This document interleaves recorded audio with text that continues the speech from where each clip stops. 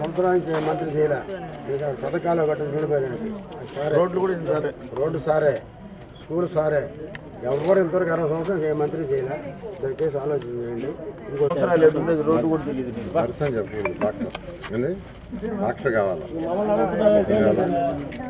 Doctor దర్శనం చెప్పాక doctor ఏం చదువుతున్నారు?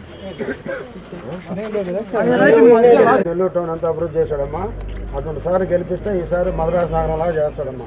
దయచేసి ఆలోచన చేయండి, తప్పకుండా సాయం చేయండి. రోజు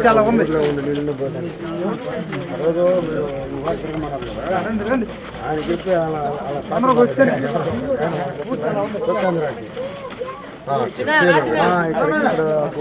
పూట మీరు పెడితే అని చెప్పుకోవాలా.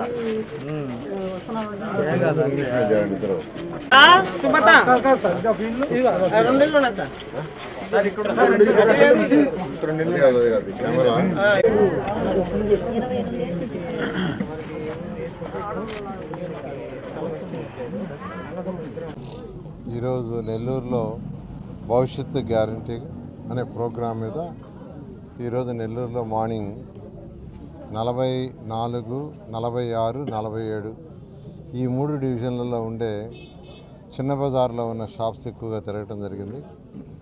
అక్కడ ప్రజల యొక్క స్పందన అనూహ్యంగా ఉంది. అక్కడైతే ప్రతి ఒక్కరూ ఒకటే, ఈసారి వచ్చేది మీరే, తెలుగుదేశం పార్టీ అత్యధిక మెజార్టీతో. వాళ్ళే అత్యధిక మెజార్టీతో అంటున్నారు, మేము అడగటంలా. ఎందుకంటే చేసిన అభివృద్ధి మాట్లాడుతున్నారు. చేసిన అభివృద్ధి నెల్లూరులో వాళ్ళు గుర్తు చేస్తున్నారు. భూమి లోపల ఉండే అండర్ గ్రౌండ్ డ్రైనేజ్ చేశారు వాళ్ళు అంటున్నారు. నేను మర్చిపోయా ఎండ్ టు ఎండ్ రోడ్లని. ఎండ్ టు ఎండ్ రోడ్లు అనేది వాళ్ళు గుర్తు చేస్తున్నారు. పార్కుల్లో పెట్టిన జిమ్ ఎక్విప్మెంట్ నేను మర్చిపోయా అంటే మర్చిపోవటం అంటే ఉద్దేశం ఏంటంటే అక్కడికి పోగానే, కానీ వాళ్ళు గుర్తు చేస్తున్నారు. సార్ పార్కులలో పిల్లలకి జిమ్ ఎక్విప్మెంట్ పెట్టారు, ఆ పిల్లలు ఎంత ఆనందంగా ఎగురుకుంటూ ఆడుకుంటున్నారు.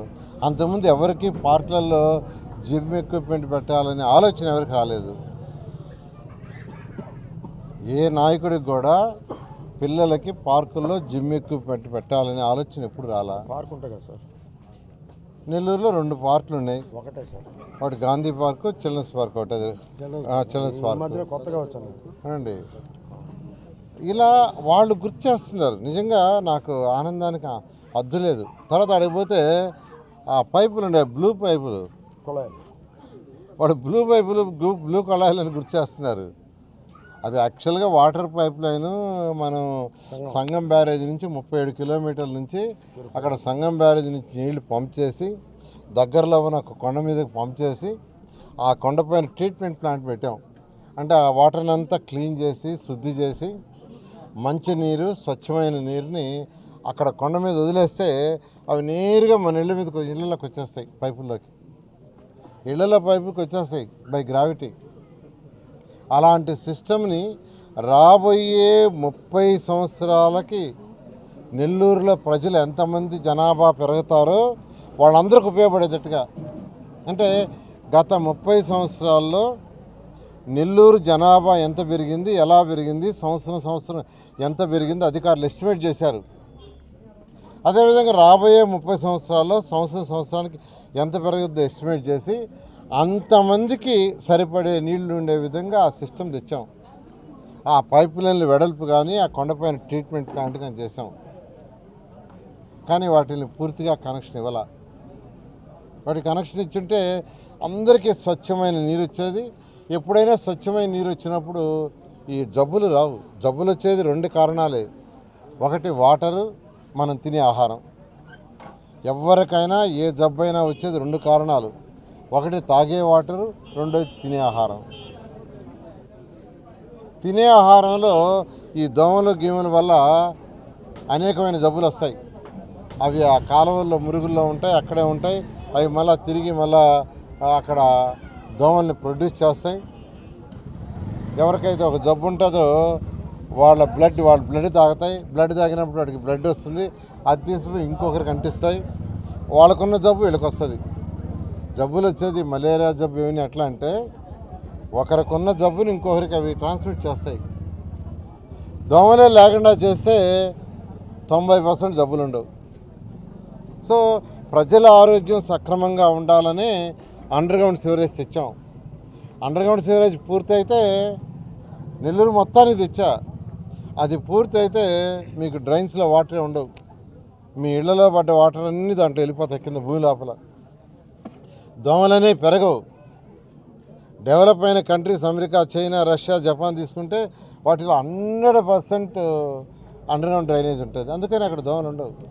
అందుకనే వాళ్ళకి జబ్బులు తక్కువ. అందుకనే వాళ్ళు ఒక్కొక్కరు 90 సంవత్సరాలు, 95 సంవత్సరాలు, 98 సంవత్సరాలు బతికేది. మన దేశంలో సగటున 68 సంవత్సరాలు బతుకుతున్నారు. అదే మీరు జపాన్ తీసుకుంటే వాళ్ళ సగటున 86 సంవత్సరాలు బతికేది. ఎందుకు బతుకుతున్నారంటే అక్కడ అండర్గ్రౌండ్ సివరేజ్ కానీ మంచి వాటర్ ఇస్తున్నారు, క్లీన్ చేసిన వాటర్. ఇవన్నీ వీటిలన్నింటిలో దృష్టిలో పెట్టుకొని నెల్లూరు సిటీని స్మార్ట్ సిటీ చేయాలనే ఉద్దేశంతో అవన్నీ తెచ్చాము. 1100 కోట్ల రూపాయలతో ఆ ప్రాజెక్ట్ తెచ్చింది. 85 to 90% కంప్లీట్ చేసాం. ఆ కొరవ చేయలే కొద్దిగా. ఎందుకు చేయలేదంటే మాకు మంచి పేరు వస్తుందని. మా మీద కోపం ఉండొచ్చు కానీ ప్రజల మీద కోపం ఎందుకండి? కాబట్టి ఖచ్చితంగా 2024లో తెలుగుదేశం ప్రభుత్వం వస్తుంది. రాగానే నేను ఫస్ట్ చేయబోయేది ఏంటంటే నెల్లూరు సిటీ మొత్తానికి 54 డివిజన్లకి, నెల్లూరు సిటీయే కాదు రూరల్లో ఉన్న 26 డివిజన్లు కూడా, ఇవి 28 అవి 26, 54 డివిజన్లకి 100% అండర్గ్రౌండ్ డ్రైనేజ్ కంప్లీట్ చేస్తాం. సంగం బ్యారేజ్ నుంచి ఏదైతే వాటర్ లైన్ వేసాం వాటర్ కంప్లీట్ చేసి ప్రతి ఒక్కరికి మంచి నీరు, తాగునీరు ఇచ్చే విధంగా. రెండోది దోమలు లేని నెల్లూరు సిటీ చేయటం. ఈ రెండు చేయటం వల్ల జబ్బులు అనేవి మెజారిటీ తగ్గుతాయి. అవి తగ్గినప్పుడు హాస్పిటల్స్ పోవాల్సిన అవసరం ఉండదు. పేదలు, నిరుపేదలు హాస్పిటల్కి పోవాల్సిన అవసరం లేనప్పుడు వాళ్ళకి ఖర్చు కాదు. ఖర్చు కంటే కూడా సఫరింగ్ ఉండదు, బాధ ఉండదు. జబ్బులు వస్తే ఎంత బాధపడాలా, అవన్నీ తగ్గుతాయి. నేను ఎందుకంటే అనేక దేశ విదేశాలు తిరిగా. అమరావతి రాజధాని కోసం నేను తిరిగిన దేశం లేదు భారతదేశం ప్రపంచంలో. అనేక డెవలప్డ్ దేశాలు అక్కడంతా స్టడీ చేశా. అవన్నీ తీసుకొచ్చి మన రాష్ట్రంలో ఇంప్లిమెంట్ చేశా. ప్రత్యేకంగా నెల్లూరుకి ఇంప్లిమెంట్ చేశా. కొద్దిగా అంటే ఒక 15% మిగిలిపోయినాయి. అవన్నీ ఖచ్చితంగా 100% పూర్తి చేస్తానని నెల్లూరు ప్రజలకు సవినయంగా తెలియజేస్తాను.